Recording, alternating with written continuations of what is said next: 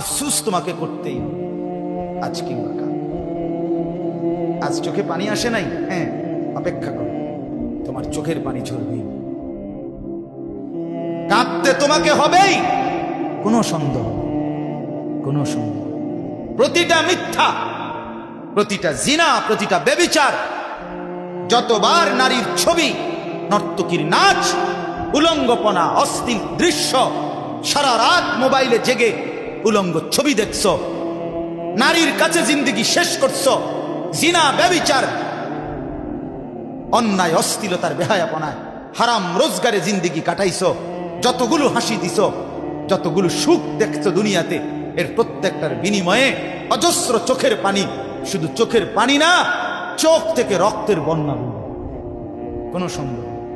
খেয়াল করেন কোরআনের আয়াত, প্রত্যেক পাপী নাফরমান, আল্লাহর বন্দিগি করে নাই, ওযু, নামাজ, রোজা, হজ, জিকির, তেলাওয়াত কিছুই করে নাই, হালাল উপার্জন করে নাই, আল্লাহর নাফরমানির মধ্যেই জিন্দেগি কাটাইছে।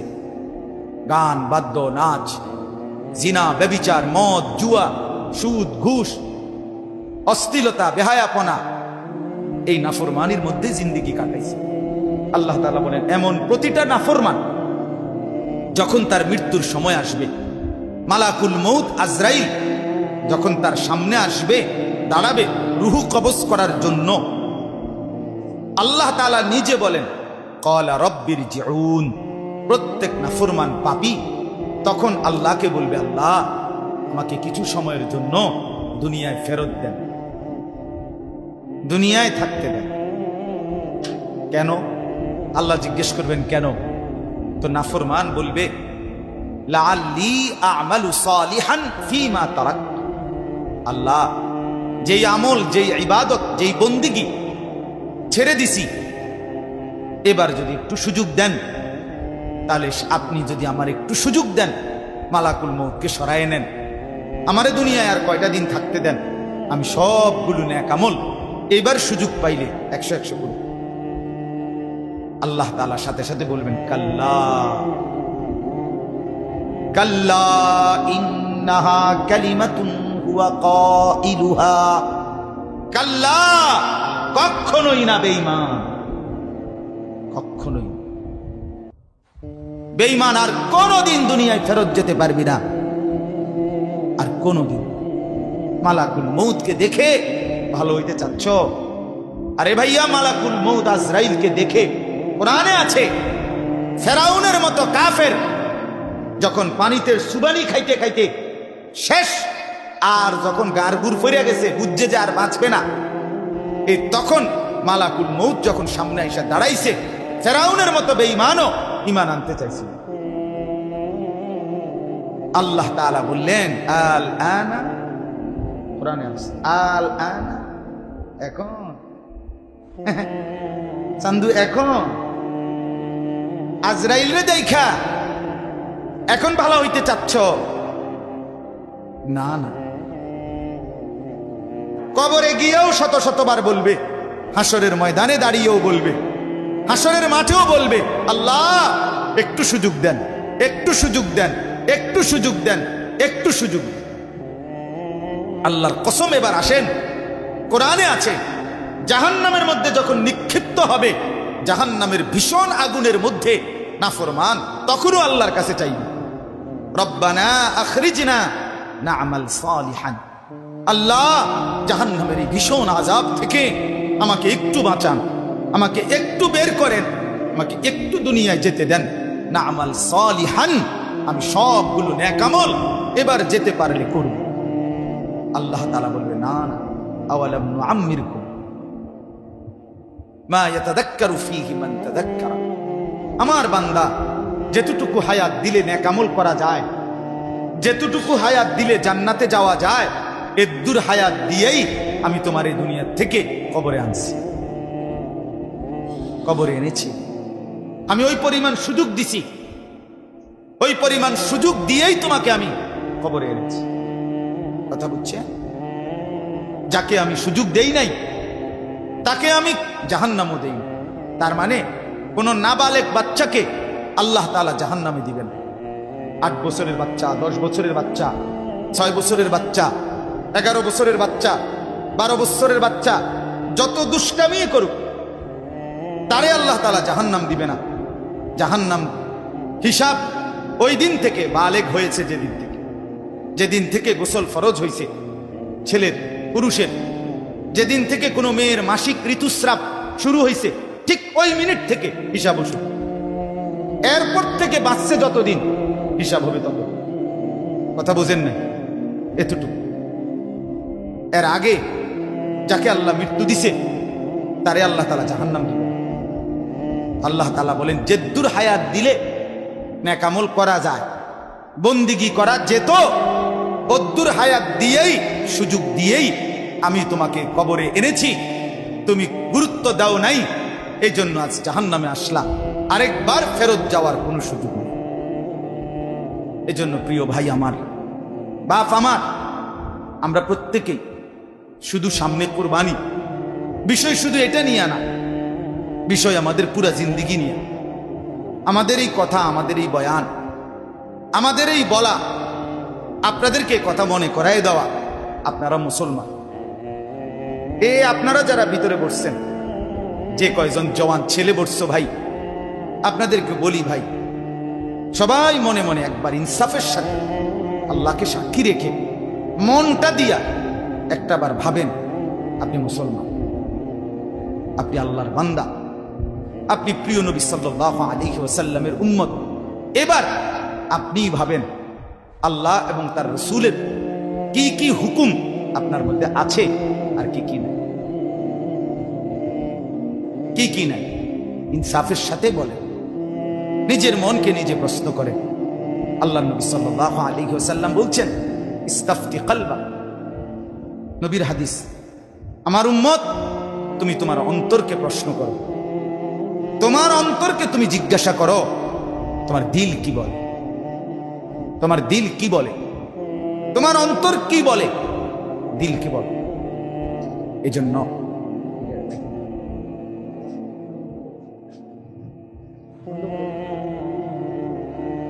তো তুমি তোমার দিলকে প্রশ্ন করো, ইস্তাফতি কলবাক, তোমার অন্তরকে বলো তোমার দিল কি বলে। আজ এখান থেকে যদি তুমি হাসরের মাঠে দাঁড়াও, তোমার পরিণতি কি হতে পারে। গত 1 ঘন্টা আগে যিনি বিড়ি সিগারেট খাইছেন, এখনো সেই বিড়ির দুর্গন্ধ আপনার মুখে আছে। ধরে নেন এই মুহূর্তে আপনি হাসরের মাঠে দাঁড়াইছেন। আমার বাপ, আপনি নবী সাল্লাল্লাহু আলাইহি ওয়াসাল্লামের সামনে সুপারিশের জন্য কেমনে যাবেন? এই বাপ, আপনি বলেন না, কেমনে যাবেন? কিভাবে হাউজে কাউসারের পানির জন্য আপনি যাবেন কিভাবে? নবী সাল্লাল্লাহু আলাইহি ওয়াসাল্লাম বলবেন, উম্মত তুমি জানো না, আমি পেঁয়াজের গন্ধ পর্যন্ত সইতে পারি না, আমি কাঁচা রসুনের গন্ধ সইতে পারি নাই। আমি নিষেধ করছি আমার উম্মত, আমার সাহাবীদেরকে পর্যন্ত, কাঁচা পেঁয়াজ, কাঁচা রসুন খেয়ে মসজিদে আইসো না, ফেরেশতা কষ্ট পায়, আল্লাহর বান্দা কষ্ট পায়। তুমি কি সেটা শুনো নাই? কেমনে তুমি এই দুর্গন্ধযুক্ত এই মুখ নিয়া আল্লাহ নবীর সামনে দাঁড়াবেন? বলেন, ইনসাফের সাথে বলেন। ভাবেন বাপ, এরকম একটা একটা করে ভাবেন। আজকের সারা দিনে যে কয়জন ভাই আপনারা 1 ওয়াক্ত নামাজ পড়লেন না, ফজর, জোহর, আসর, মাগরিব, এশা, এখন রাতের 11টার উপরে বাজে। আমার বাপ, আপনি বলেন তো, এই মুহূর্তে আপনি হাসরের ময়দানে যদি দাঁড়ান, আপনি কি বলবেন আল্লাহকে? আল্লাহ তাআলা জিজ্ঞেস করবে, বান্দা তোমার কি শরীর অসুস্থ, এই কারণে নামাজ পড়ো নাই? আপনি কি বলবেন? আল্লাহ, আমার খুব জ্বর, আমার সর্দি, আমার মাথা ব্যথা, আমার পেটের অসুখ। কি কারণ বলেন? এই ভাই, এই আপনারা বলেন না কেন আজকের দিনে কি কারণে নামাজ পড়েন? বলেন, কি বলবেন আপনি? মুসলমানের বাচ্চা, তুমি কি বলবা সেটা বলো, বলো। আল্লাহকে কি বলবেন আপনি? বলেন, ইয়া আইয়ুহাল ইনসানু মা গাররাকা বিরাব্বিকাল কারীম। রব্বুল আলামিন বলে, হে মানুষ, আমার মতো দয়ালু মনিব থেকে কে তোমারে ভুলাইয়া দিল? এতটা মেহেরবান মাওলা আমি আল্লাহ। গোটা আসমান দিয়ে, জমিন দিয়ে, চাঁদ দিয়ে, সূর্য দিয়ে, কখনো রাত, কখনো দিন, কখনো আলো, কখনো অন্ধকার, কখনো রোদ, কখনো বৃষ্টি, কখনো আলো, কখনো বাতাস, কখনো সকাল, কখনো দুপুর, কখনো বিকাল, এত কিছু দিয়ে আমি রব্বুল আলামিন তোমাকে লালন করছি, পালন করছি। বান্দা, এমন দয়ালু মনিব থেকে কে তোমারে এর চাইতে বেশি প্রলোভন দিয়া ভুলায় দিল? কে বলেন? আল্লাহকে বাদ দিয়ে কার কাছে কি পেলেন? কথা বলেন না, বলে ভাই বলেন।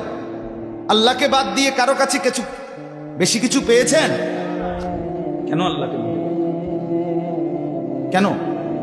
আল্লাযী খালাকাক, আল্লাহ বলেন আমি তো তোমাকে বানিয়েছি। ফাসাওয়াকা, আমি তো তোমার দেহের অঙ্গ প্রত্যঙ্গগুলো একটার সাথে আরেকটা আমি লাগাইছি। কে লাগাইছে? আল্লাহ। এই নাক, এই চোখ, এই হাত, এই পাও, খালাকতুহু বিয়াদিয়া। আল্লাহ তাআলা নিজে বলে, বান্দা আমি আমার নিজের কুদরতি হাত দিয়ে তোমাকে বানাইছি। আমার হাতে, আমার হাতে, আমার হাতে বানাইছি। তোর মাকে জিজ্ঞেস কর বেটা, মাকে, এই ছেলে নাফরমান সন্তান, বেনামাজি, বেশরম, বেহায়া, তুই জিজ্ঞাসা কর তোর মারে। তোর মা কোনদিন জানে না তোর চোখ কোন দিন লাগাইছে, নাক কোন দিন লাগাইছে। তোর বাপ জানে না, তোর 14 গোষ্ঠী জানে না। আসমানের রব আল্লাহ বলে, বান্দা তোর মা ঘুমাইছে রাতে, আমি রাত গভীরে দিনের আলোতে 9.5 মাস টানা তোরে আমি নিজ হাতে বানাইছি। আমি বানাইছি বেঈমান, আমি বানাইছি, আমি বানাইছিলাম। আমি হাত লাগাইছি, আমি নাক লাগাইছি, আমি চোখ লাগাইছি। বিনিময়ে আমি বুঝি একটা সেজদা পাই না? নাফরমান, এই চোখ আমি দিয়েছি। এই চোখে কত উলঙ্গ ছবি দেখলি, কত নাচ দেখলি, কত জিনা দেখলি, কত ব্যভিচার দেখলি, কত অশ্লীল দৃশ্য দেখলি। বেঈমান, আল্লাহর কোরআন দেখলি না কেন? বলেন, কি জবাব দিবেন আল্লাহকে? এই মুসলমান, কিভাবে বলবেন?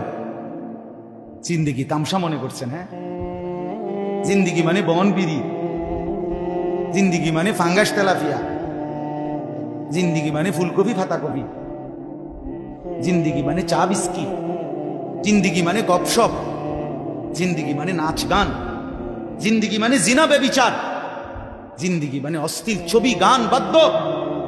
এই তো জীবন? এ তো জানোয়ারের জীবন, এ তো হাইওয়ানের জীবন, এ তো কুত্তার জীবন। রাস্তার ওই কুকুরও তো বেটা খায়, ঘুমায়, পেশাব পায়খানা করে। তোমার জীবনও যদি শুধু খানা, ঘুম আর পেশাব পায়খানা হয়, মেরে মোহতারাম, আমার ভাই, আমার বাপ, আমার বন্ধু, রাস্তার ওই কুকুরের সাথে তোমার পার্থক্য কি? তুমি দাঁড়াইয়া বলো, ভিডিও করুক, তুমি কও, বুঝাইয়া কও। বেনামাজিরা বলো, বেহায়ারা বলো, ওই জানোয়ারের সাথে তফাৎ কি? কথা বলেন, বলো না ভাই।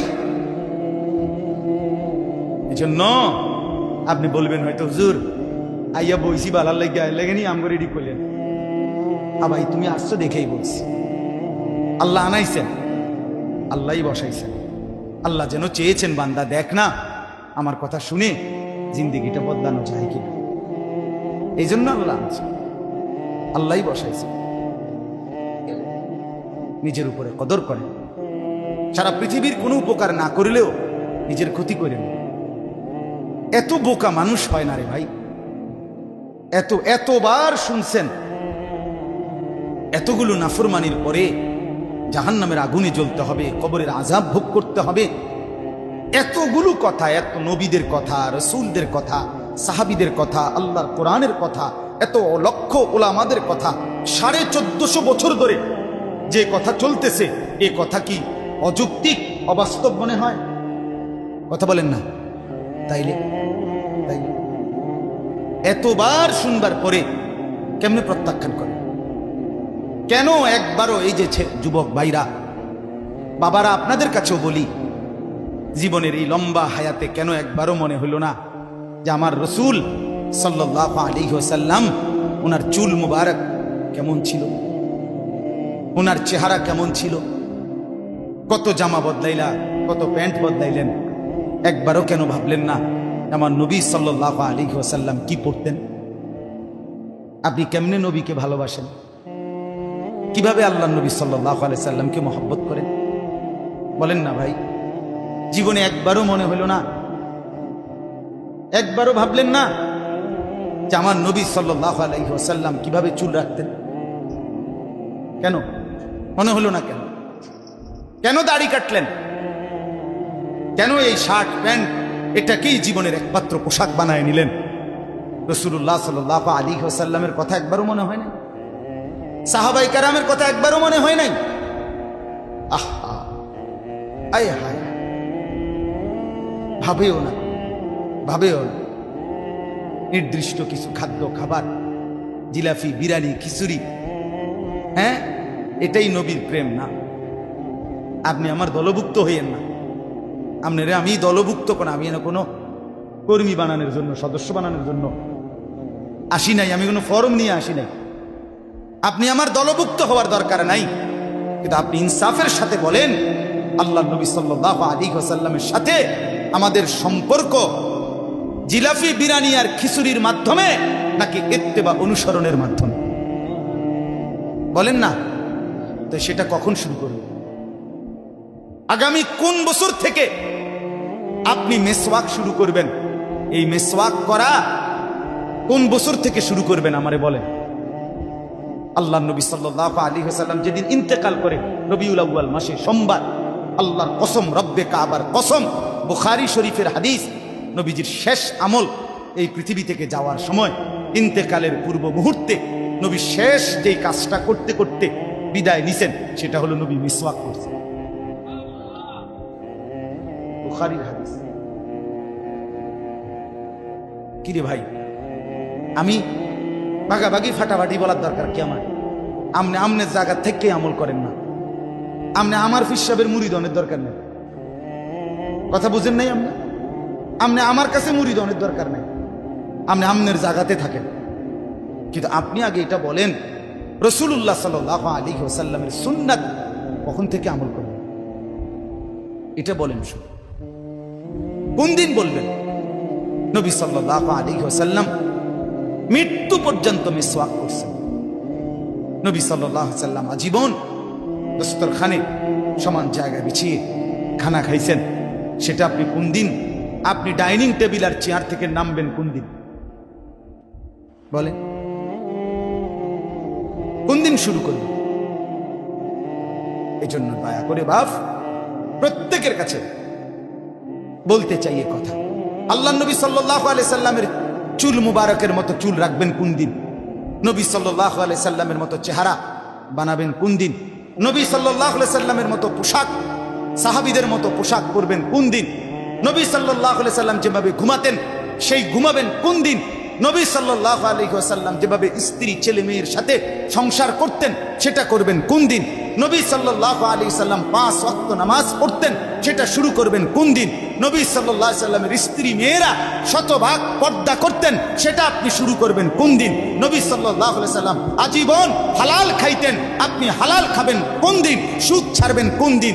ঘুষ ছাড়বেন কোন দিন? ওজনে কম দেওয়া ছাড়বেন কোন দিন? মিথ্যা বলা ছাড়বেন কোন দিন? নবী সাল্লাল্লাহু আলাইহি ওয়াসাল্লাম ভিন নারীর থেকে নিজেকে হেফাজত করতেন।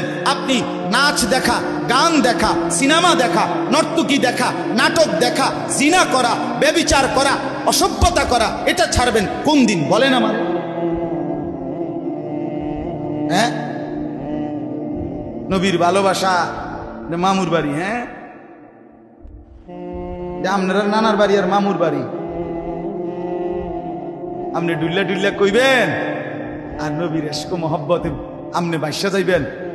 চেহারায়, সুরতে, আমলে, আখলাকে জিন্দিগির কোথাও রাসূলুল্লাহ সাহাবীদের তরিকা থাকবে না। আপনি নবী প্রেমিক হবেন, এত বড় মিথ্যা নিজের জন্য ফয়সালা করেন। নিজের ব্যাপারে এত বড় ভুল করেন না বাপ, নিজের এত বড় ক্ষতি করেন না। অনুরোধ আমার ছেলেদেরকেও বলি, বাপ, এই যৌবন, এই বয়স আল্লাহ তাআলা ইবাদতের জন্য দিয়েছেন। কোরআনুল কারীমে আল্লাহ তাআলা বলেন, সুম্মা নুখরিজুকুম তিফলান, আমি মানুষের সন্তানকে প্রথম মায়ের পেট থেকে বাচ্চা আকারে বের করি।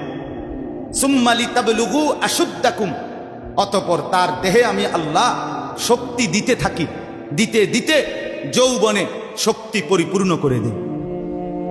তাহলে আল্লাহ তাআলা যুবককে শক্তি পূর্ণ দিয়েছেন আল্লাহর কসম শুধুই আল্লাহ তাআলার বন্দেগীর জন্য। যুবক মানে যৌবনের শক্তি আল্লাহর দেওয়া, আল্লাহর দেওয়া। আপনারা ভাবেন তো, কারো যদি 1 ঘন্টায় বা 2 ঘন্টায় 6 বার 7 বার পেটে অসুখ হয়, পায়খানায় যায়, এরপরে তো শক্ত সামর্থ্য যুবকটা বিস্তার শুয়ে যায়, ঠিক কিনা বলেন? আপনি বলেন তো কেন বড়াই করছেন? আপনার কি হইছে? আপনার তো হাত খুললে গেছে, না পাও খুললে গেছে, না নাক ফুরিয়ে গেছে, কিচ্ছু তো হয় নাই। পায়খানা না বাইরিছে, দুর্গন্ধযুক্ত পায়খানা পেটের থেকে বাইরিছে। তুই বেটা এত দুর্বল, সামান্য পায়খানাই তোমার শরীর থেকে একটু বেশি বাইরিয়ে গেলে তুমি হুত্তালাও, তুমি নি মাতবরি দেখাও। এই অপদার্থ, তুমি অহংকার করো কেমনে? কথা বলেন, আমি বড়াই দেখাই কেমনে যে আমি সামান্য পায়খানা, এটার কাছে আমি এত দুর্বল? আমার কি বড়াই করা সাজে? তাহলে আমাদের প্রতি সেকেন্ডের সুস্থতা, আমাদের শক্তি সবল, এটা তো আল্লাহর দান। কার দেওয়া বলেন না? আল্লাহর দান। আল্লাহর দেওয়া সেই শক্তি, আল্লাহর দেওয়া সেই বল, আল্লাহর দেওয়া সেই সাহস, আল্লাহর দেওয়া সেই যৌবন আমার ভাই কেন নাফরমানের মধ্যে ব্যয় করে? কেন?